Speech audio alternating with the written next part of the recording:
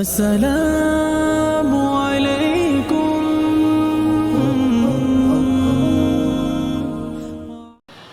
আসসালামু আলাইকুম, welcome to my channel Fatema blogs 23। সবাই কেমন আছেন? আশা করি ভালো আছেন। আলহামদুলিল্লাহ আমিও ভালো আছি। সামনে যেহেতু মাহে রমজান দুদিন পরেই, তো এই রমজান মানেই তো স্পেশাল কিছু, বা রমজান মানে আমরা চাচ্ছি যে মানে সবাই চাই যে একটু গোছালো থাকে, একটু রিল্যাক্সে থাকে, কিংবা কাজগুলো কীভাবে আগিয়ে রাখতে চায়। তো এই ঠিক একই রকম আমিও আপনাদের সাথে আজকে আমার এই রমজানে কীভাবে কী করি, কীভাবে রমজানে ফ্রোজেন আইটেমগুলো রাখি, সেগুলো আজকে আপনাদের সাথে শেয়ার করবো ইনশাল্লাহ। এই তো দেখে হয়তো বুঝতে পারলেন আমি দুইটা বক্সের মধ্যে বুটগুলো সিদ্ধ করে রেখে দিয়েছি। আর এখানে মশারের ডাল, যেহেতু মানে মশারের ডালের মধ্যে গ্যাস্ট্রিক কম হয়, যারা গ্যাস্ট্রিকের সমস্যার জন্য মানে গ্যাসের সমস্যার জন্য পেঁয়াজও খাইতে চান না বা পেঁয়াজও খাইতে পারেন না, তারা চাইলে মশার ডাল দিয়ে কিন্তু করে নিতে পারেন। তো আমি সবসময় মশার ডাল দিয়ে করি, অন্য ডাল দিয়ে করা হয় না। তো এই তো ডালগুলো ব্লান্ডার করে রেখে দিলাম।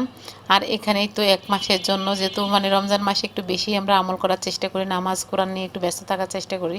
তো এই জন্য 1 মাসের জন্য একদিনে দেখা গেছে একটু কষ্ট করে 1 মাস আমরা যদি কাজ করি, তাহলে 1 মাসে আমরা শান্তিতে আল্লাহকে রাখতে পারবো, জিকির আজকার করতে পারবো, নামাজ মানে সময় নামাজ পড়তে পারবো। যাই হোক, পেঁয়াজগুলো আমি বেরেস্তা করে নিলাম, নিয়ে তারপরে একটা কাঁচা জারে ভরে নিলাম। আর এই তো দেখেন এখানে কিছুটা লেবু, অনেকগুলো লেবু আমি কিন্তু কেটে নিয়েছি। সে কেটে মানে এই লেবুগুলোকে আমি এখন চিপে নিচ্ছি, কারণ এই লেবুগুলো আমি মানে এগুলো ফ্রোজেন করবো। তো এগুলোকে কীভাবে ফ্রোজেন করবো সেটা দেখাচ্ছি। লেবুগুলোকে আমরা চিপে নিব আগে। চিপে ভালো করে যে লেবু চিপ দিয়ে মানে মেশিনটা দিয়ে আমি চিপে নিচ্ছি। আর চাইলে আপনারা হাত দিয়ে করতে পারেন। তো অনেক সময় দেখা গেছে যে হাতের মধ্যে মানে নখে ব্যথা পাওয়া যায় বা নখ জ্বলে অনেকের, কিন্তু আমার আমার মনে হয় অনেকেরই জ্বলে, কিন্তু আমার তো অনেক হাত জ্বলে লেবু লাগলে আমি পারি না। তো এখন যেহেতু আধুনিক জীবন, আমরা ডিজিটাল বাংলাদেশে এখন কত কিছু না বের হয়েছে, হাত দিয়ে আর করতে হয় না। যাই হোক, লেবুগুলো সম্পূর্ণ চিপে নিলাম। আর এই তো এখন মানে এই যে সিলিকনের একটা আইস ব্যাগ বা আইসের পট যেটাই বলি না কেন, সেটার মধ্যে এখন নিয়ে নিব। আর এগুলো এখন ফ্রিজে রেখে দেবো। তো বরফ হইলে আমি বরফ থেকে বের করে তারপরে দেখা গেছে যে শক্ত হলে একটা বক্সের মধ্যে রেখে দেবো। যখন শরবতটা খোলাবো তখন 2-3টা দিয়ে দিব, বা 2টা দিলেই হবে। যেহেতু যারা লেবু পছন্দ করেন শরবতের মধ্যে, তারা দিতে চাইলে দিতে পারেন, আর যারা পছন্দ করেন না তারা তো না দিলেই চলে। যাই হোক, এই তো এখানে আমি ব্রেড গাম বানাবো। তো আমরা দেখা গেছে অনেক হাই দামে কিন্তু ব্রেড গাম বাজার থেকে কিনে নিয়ে আসি।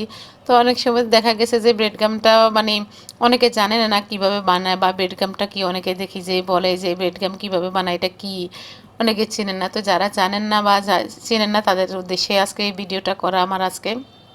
এই তো দেখেন আমি বেডগামগুলো বানিয়ে নিচ্ছি, মানে পাউরুটি দিয়ে আমি বেডগাম বানাবো। আর পাউরুটি দিয়েই কিন্তু বেডগামটা বানানো হয়। এই তো কয়েক পিস পাউরুটি নিয়েছি, যেহেতু আমি 1 মাসের জন্য করব, এই জন্য অনেকগুলি পাউরুটি নিয়েছি। চাইলে আপনারা এসে বেশি করে নিতে পারেন। আমি ছোটো ছোটো করে চিড়ে ব্লান্ডার করে নিয়েছি, সাথে একটু ফুড কালার দিয়ে দিলাম, মানে জর্দা রং যেটাকে বলে সেটা দিয়ে দিলাম। দিয়ে তো চুলায় বসিয়ে দিলাম। আর এভাবে একদম আলতো হাতে মানে ভালো করে নেড়ে ছেড়ে এটাকে মুসমুসে করে নেবে। একটু সময় লাগবে, একটু সময়ের বিষয় আছে। একদম বাজারে কেনার মতন দেখা যাচ্ছে, তাই না? দেখেন তো কীরকম হয়েছে, মাশাআল্লাহ দেখতে যেমন সুন্দর, একদম বাজারের মতনই হয়েছে। এই তো এখন আমি এভাবে মানে একদম লো আছে রেখে, এটাকে হাই হিটে রাখা যাবে না, লো আছে রেখে আমি বেজে নেব। আর দেখেন আলহামদুলিল্লাহ আমার মোটামুটি মানে হয়ে গেছে। দেখে হয়তো বুঝতে পারতেছেন যে কীরকম হয়েছে, একদম পুরোপুরি বাজারের মতন হয়েছে। তো যদি আমার ভিডিওটা ভালো লাগে অবশ্যই একটা লাইক দিবেন, যদি বেশি ভালো লাগে ফ্যামিলি এবং ফ্রেন্ডসের মাধ্যমে শেয়ার করে দিতে পারেন। আর এই যে দেখেন কীরকম করে হয়েছে, দেখলে হয়তো বুঝতে পারতেছেন। তো আমার এই মানে চ্যানেলে তো আপনারা অনেকে জানেন, আমার আপু ভাইয়েরা, আমি এখানে শুধু ব্লগ দিই।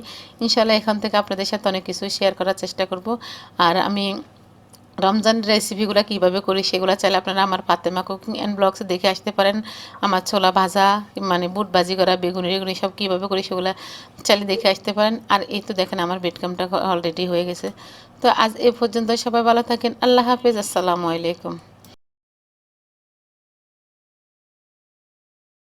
আসসালাম।